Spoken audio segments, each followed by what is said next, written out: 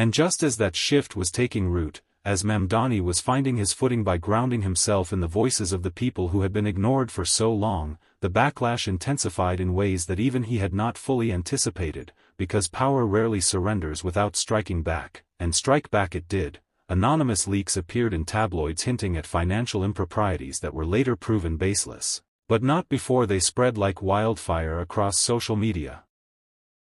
Op-eds surfaced painting him as a dangerous radical, not just in conservative outlets but in publications that claimed the mantle of liberalism, and quietly, whispers reached him from staffers inside City Hall that certain political machines were working overtime to ensure that he would be isolated, denied funding, boxed into a narrative of extremism. And here lies the second twist. Because the story of Mamdani versus the silence of the New York Times was no longer just about an endorsement, it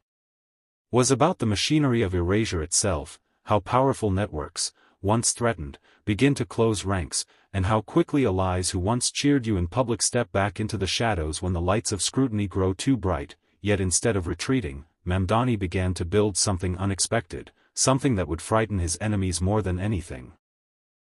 He began to inspire imitators, not politicians seeking clout, but ordinary citizens who watched him face down an empire and decided they too could speak, who began showing up at meetings with homemade signs that read, "Silence is endorsement," and "Our voices matter," who turned his fight into their own, and what began as a solitary response to a newspaper's silence transformed into the early murmurings of a movement, the kind of movement that history tells us always starts with a whisper before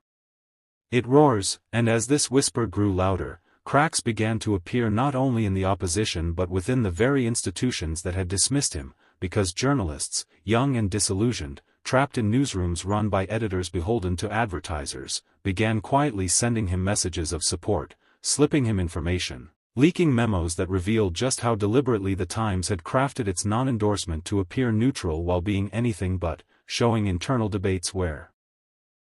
editors admitted that endorsing someone like Mamdani would threaten relationships with donors, real estate interests, and political insiders, and armed with these receipts, Mamdani made his next bold move. He went public, not with a whimper but with a rally that drew thousands, where he projected those leaked memos on giant screens, exposing the inner workings of an institution that prided itself on transparency but had in fact been dancing with power all along. And when the crowd gasped, when